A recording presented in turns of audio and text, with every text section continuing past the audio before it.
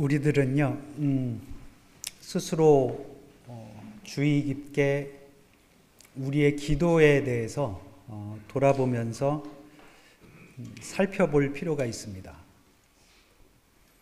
나는 지금 무엇을 위해서 기도하고 있는가? 나의 기도의 제목이 무엇인가? 또 내가 매번 기도할 때마다 무엇을 반복해 가면서 기도하고 있는가? 그러한 것들을 주의 깊게 살펴볼 필요가 있습니다. 한마디로 표현하면요, 내가 하나님께 기도하는데 도대체 내가 원하는 것이 무엇인가? 그거죠. 나는 무엇을 원하고 있는가? 이렇게 정리할 수 있겠네요. 우리가 주로 기도할 때 보면 나와 가족들에 대한 건강과 이런 평안한 모습, 화목한 모습, 그리고 경제적인 풍요로움이나 어떤 문제가 있을 때 그것을 해결하여서 안정적으로 생활을 하게 된다는 것, 또는 나의 생업터나 내가 속해 있는 공동체, 그곳의 안전과 평안,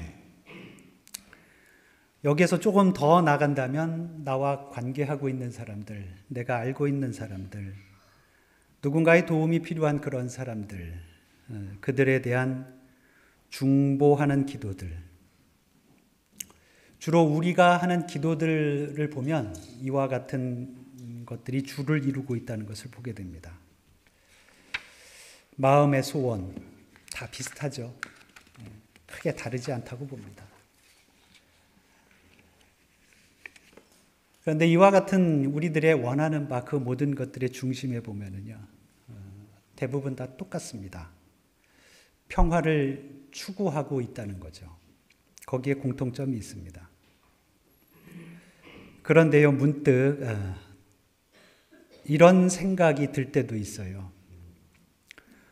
예수님께서 병을 고쳐주실 때나 또는 제자들이 예수님께 다급하게 어떤 문제를 들고 와서 이거를 좀 해결해 주십시오, 이렇게 해결해 달라고 요청했을 때 주로 예수님께서 그들에게 해주셨던 말씀이 있죠. 그게 나의 기도를 뒤돌아보면서 그 말씀이 생각난다는 거예요. 무엇이냐면 예수님께서는 그들에게 그렇게 말씀하셨어요. 믿음이 적은 자들아, 이렇게 말씀하셨어요. 왜 그런 생각을 했냐면 늘 버릇처럼 말했기 때문입니다. 뭐라고 버릇처럼 말했냐면 나는 믿음을 가지고 있습니다. 그래서 임마누엘, 그 하나님을 믿습니다. 그리고 그 임마누엘 하신 하나님께 기도하고 감사한다고 내가 기도할 때마다 그렇게 했죠.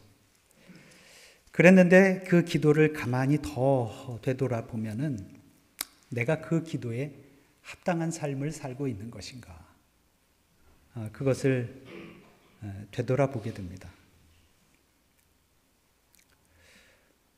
기도할 때마다 그렇게 느끼는 거는요, 솔직히 말씀드려서 내 원하는 바가 참 많다, 내가 바라는 게 참 너무나도 많다, 그런 생각을 하게 되죠. 그것을 거꾸로 얘기한다면 원하는 바가 많다는 것은 내가 무언가 부족함을 느끼고 있다, 이 뜻이 되겠죠. 또는 내가 미래에 대해서 불확실하게 무언가 느끼고 있기 때문에 불안감이 내게 있지는 않는가, 그런 생각을 하게 됩니다. 불안, 그리고 부족, 이와 같은 것들이죠. 한마디로 말해서 뭔가 만족하지 못해요. 불안해해요. 부족하게 느껴요. 그런 것을 느낄 때마다 생각하는 것이 그 말씀이 생각난다는 겁니다. 믿음이 적은 자들아. 불안하고 부족하다는 것은요, 어떻게 보면 인간의 기본적인, 본능적인 그 욕구 안에서 나오는 것이기 때문에, 우리가 그와 같은 감정을 잘 다스리지를 못한다면, 자칫하면 그릇된 그 욕망의 구렁텅이에 빠질 수 있기 때문에 우리는 수시로, 그리고 기도할 때마다 나의 기도가 정말로 합당한 기도인가? 나는 이 기도를 하면서 정말로 그렇게 살고자 노력하고 있는 것인가?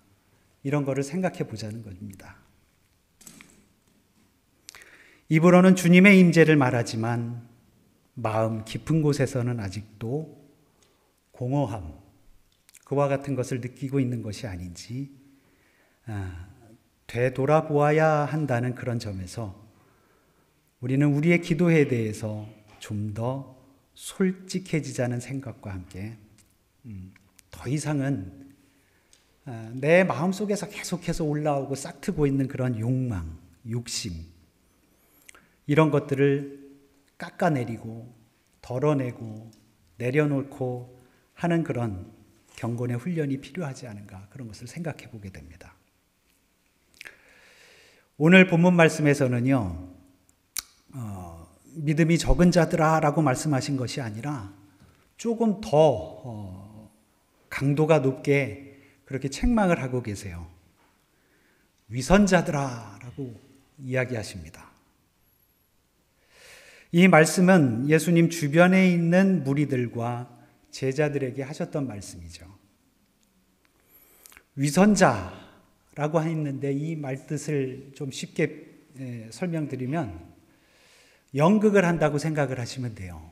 어떤 배우가 연극을 하는데 그 연기자가 대본을 붙들고 그것을 외워서 자신의 삶을 연기를 통해서 드러내 보이는 것이 아니라 철저하게 나 자신을 감추고 대본에 나와 있는 그 역할에 충실해야 되는 거죠. 그런 의미입니다. 우리가 사는데 위선적인 그런 삶을 산다라는 것을 경고하고 책망하고 계시는 그런 말씀입니다.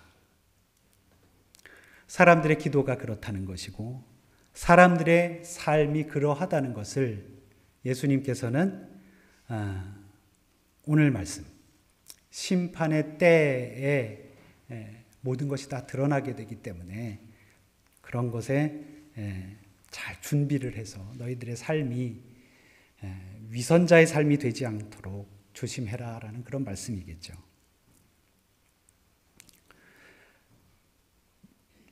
이스라엘 자손들은 출애굽했습니다. 출애굽해서 광야에서 모세를 통해서 하나님과 계약을 맺었습니다. 원래 계약이라는 것이 계약 당사자들 간에 이해를 절충하여서 합의점을 찾아가지고 서로 약속을 하는 거죠. 그리고 그 약속을 지키면 합의한 사항에 따라서 무언가 서로 간에 보장된 이득을 취하는 것이 계약의 원칙이고 그게 원리입니다. 그런데요, 출애굽한 이스라엘 백성, 그 이스라엘 자손들이 하나님과 맺은 계약은 조금 달라요. 아주 일방적입니다. 인간들 사이에서 맺는 계약과는 성격이 좀 다릅니다. 우선은요, 하나님은 이스라엘 자손들을 이집트에서 끌어내오셨어요. 왜냐하면요, 그들이 노예였기 때문에, 그들의 고통과 신음이 하늘 끝까지 닿았기 때문이라고 했습니다. 그래서 하나님께서는 그들을 데리고 나오시고 모세를 통하여서 일방적으로 그들을 이끌어내셔서 그곳에서 이스라엘 백성들에게 명령하셨습니다. 그 명령이 바로 계약의 내용입니다. 너희들은 유일하신 하나님 나 여호와를 섬겨라. 그리하면 내가 너희 조상들에게 약속했던 땅에서 평화롭게 살 것이다. 아주 간단합니다. 이 내용입니다. 다른 것도 바라는 것 없다. 그겁니다. 그런데 참 오래 걸렸어요. 정말로 오래 걸렸어요. 하나님께서 약속하신 것은 바로 평화였습니다. 우리가 때로 그렇게 인사하죠. 샬롬이라고 인사하죠. 평화예요. 이것이 신약의 복음의 본질과 상통하는 내용입니다. 죄악의 고통의 땅, 그곳에서 노예로 살고 있는 백성들을 일방적으로 끌어내시고 그들에게 샬롬, 평화를 주신 것. 이것이 이스라엘 백성에 대한 하나님의 사랑이었고 은혜였습니다. 중요한 건요, 그 약속을 잘 지키면서 살아가야 할 그런 백성들이 그들의 삶이 어떠했느냐라는 것이었죠. 역사에서 여러분 보셔서 알듯이 그들은요, 그 약속을 지키지 못했습니다. 결국 그들에게 주어졌던 평화를 모두 빼앗기고 말았죠. 예언자들을 통해서 말씀하셨듯이 이스라엘 백성들은 심판을 받았습니다. 그런데요, 심판으로 끝난 것이 아니라 회개하고 다시 일어설 수 있는 기회도 분명히 주셨어요. 그것이 이스라엘에게만 주신 것이 아니라 모든 사람들, 인류 전체에게 주어진 은혜라는 것을 우리는 성경의 역사를 통해서 보고 있습니다. 과거의 이스라엘은 인류를 대표하는 어떤 모델과 같은 그런 존재들이었다고 한다면 실제로 온 인류에게 동일한 하나님의 은혜가 그들에게 주어졌듯이 똑같은 모습으로 주어졌다는 겁니다. 이것이 바로 태초에서부터 인류에게 주어진 은혜라는 것을 우리가 알고 있습니다. 창조주 하나님의 특별한 은총으로 지음받은 인간. 그러나 죄와 결부되어서 그 존재 목적에서 벗어난 인간. 그러나 하나님은 그것을 내버려 두지 않으시고 죄에서 다시금 이끌어내시고 다시금 인간 본연의 모습으로 존재할 수 있는 기회를 주시죠. 구약의 역사는요, 하나님과 인간, 죄와 구원, 사망과 생명이 이렇게 매번 반복이 되는 역사를 보여줍니다. 그런데 구약에서 보여주었던 길고 긴 그리고 반복되는 역사가 신약에서는 이제 그 끝을 보게 됩니다. 예수 그리스도, 그를 통하여서 이제는 더 이상 죄와 사망의 굴레는 없다는 것을 보여주셨습니다. 예수께서 공생애를 시작하면서 많은 사람들을 가르치시고 병을 고쳐주셨습니다. 그리고 제자들을 불러 그들을 통하여 주님의 사역을 감당할 수 있도록 다른 지역에도 파송하기도 하셨습니다. 그리고 경고하시듯 오늘 본문처럼 말씀하고 계시네요. 너희들이 두 번 다시 용서와 화해의 기회를 받을 것으로 생각하느냐? 결코 그렇지 않다. 내가 이 땅에 나타났다는 것은 심판이 임했다는 것이다. 이제 단언컨대 너희들의 두 눈으로 보게 될 것이다. 내가 왜 이 땅에 왔는지 그 이유를 알게 될 것이다. 자, 보아라. 내가 세상에 평화를 주러 온 것 같으냐? 그렇지 않다. 나는 세상에 불을 던지러 왔고 이미 그 불을 던졌다. 이 세상에 불이 붙었는데 내가 무엇을 더 하겠느냐? 나는 세상에 평화가 아닌 검을 주러 왔다. 화평이 아니라 분쟁하게 하려고 왔다.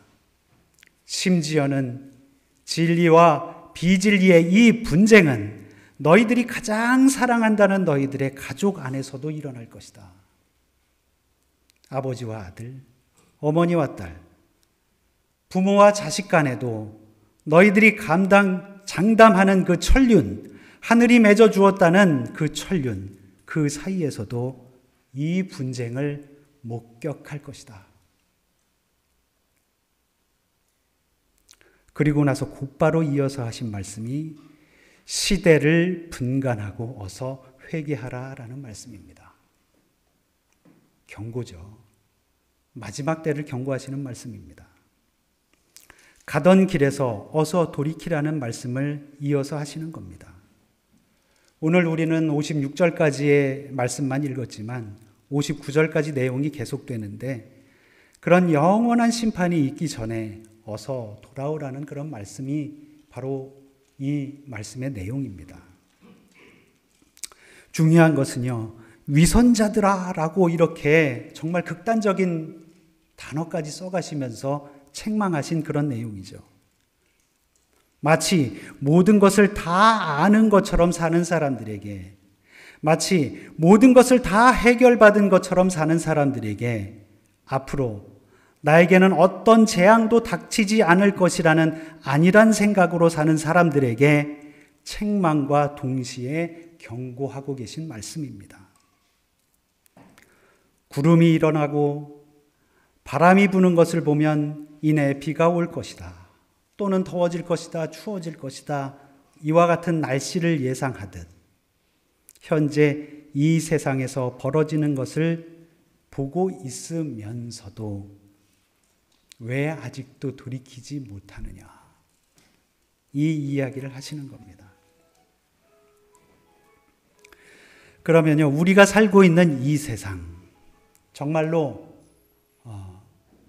우리가 살고 있는 이 현재 이 세상을 한번 돌아보죠. 더 늦기 전에요. 이미 심판의 불이 이 땅에 떨어졌다고 말씀하시는데 이 세상과 이 시대를 어떻게 보아야 할까요? 이 세상은 현재 인류 공존과 평화의 가치를 이루어 가고 있습니까? 아니면 극단의 대립으로 치닫고 있습니까? 우리가 발붙이고 살고 있는 이 나라, 이 땅은 진정 평화롭습니까? 우리의 교회는 어떻습니까? 여러분의 생업터, 그곳은 나의 일터가 되어야 하는데 혹시 전쟁터와 같지 않습니까? 여러분의 가정은 평화로우신지요? 감출 수 없는 느낌이 있습니다. 어떤 위기감이 있어요. 이 시대를 볼 때, 우리가 살고 있는 이 세상을 볼 때 위기감이 있다는 겁니다. 뭔가 불안해요. 우리의 가정이, 나의 일터가, 우리의 교회가, 그리고 이 나라가, 또한 온 세상이 온통 위기감에 휩싸여 있습니다. 온 세상이 갈등의 도가니입니다.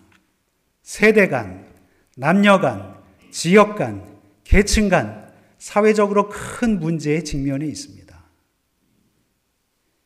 이념과 환경과 무역에 있어서도 그 질서가 무너지고 있지요. 세계 제1의 강대국이라고 하는 그 나라, 정치, 경제, 군사적으로 단연 그 힘이 가장 막대한 강력한 그 나라, 그 나라에서 그 지도자가 벌이는 일을 한번 보십시오. 그가 온 세상을 향하여 하고 있는 그 갑질을 한번 보십시오. 자신이 가진 그 힘으로, 그 권력으로 내가 평화의 상징이 되겠다라고 말하고 있습니다. 노골적으로 노벨 평화상을 달라고 요구하고 있어요. 그의 요구에 적당히 동조하면요, 옛다 하면서 어느 정도 관세율을 낮춰주면서 도와주는 척 이렇게 합니다. 그동안 세계가 쌓아 올렸던 무역 질서가 그의 갑질 때문에 무너지고 있어요. 그의 말 어느 구석에서도 공존과 화해의 가치는 찾아볼 수가 없습니다. 백인 우월주의, 그것이 그의 사상 밑바탕에 깔려 있고요. 뼛속까지 차별의식으로 가득 차 있는 것 외에 더 발견할 수 있는 게 무엇이 있습니까? 문제는요, 그와 같은 이에게 그것을 부추기는 세력 중에 하나가 기독교라는 겁니다. 무섭지 않으십니까? 그가 내뱉는 말 어느 한 구석에라도 평화의 가치가 있기나 했던가요? 하나님의 사랑이 인류 보편적으로 이 세상에 임했다는 은혜를 말하는 교회가 어찌 그의 생각과 정책에 동의할 수 있는지 도무지 상식적으로 이해가 가지 않습니다. 우상 숭배와 이단이라는 말 외에 거기에 대해서 어떤 평가를 할 수 있겠습니까? 우리나라 안에서도 한 줌도 안 되는 일부 교권주의자들 때문에 왜 세계의 평화를 저해하는 극우 세력의 잘못된 사상에 함께 물들어야 합니까? 게다가 정치적으로 편승하여서 온갖 죄악된 일을 저지르고 있는데도 교회는 왜 가만히 숨죽이고 있는 겁니까? 자정 능력을 상실한 겁니까? 그러니 우상 숭배하고 있는 거죠.